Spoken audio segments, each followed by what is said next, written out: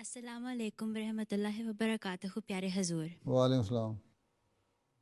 मेरा नाम आयशा तस्लीम है और मेरा सवाल ये है कि आप सहरी और अफ्तारी में क्या खाना पसंद करते हैं। शहरी और अफ्तारी में क्या खाना पसंद करते हैं?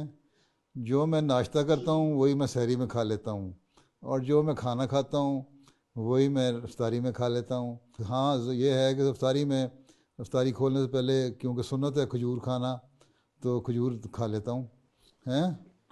तो बाकी तुम लोगों की तरह ना पकौड़े खाता हूँ, ना समोसे खाता हूँ, ना चाटें बनाता हूँ, ना हैं फजूल किस्म की चीज़ें बना के हैं इतना खा लेता हूँ। रात को अफ्तारी के बाद मुसीबत ही पड़ी रहे, सुबह उठना मुश्किल हो जाए रोज़े के लिए।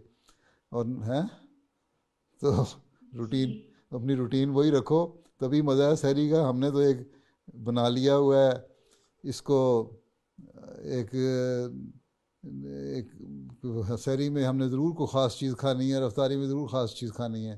एवं बिला वजह का खर्च बढ़ा देते हैं हम, खाने का भी खर्च बढ़ जाता है और पेट अलहदा ख़राब हो जाता है। हैं?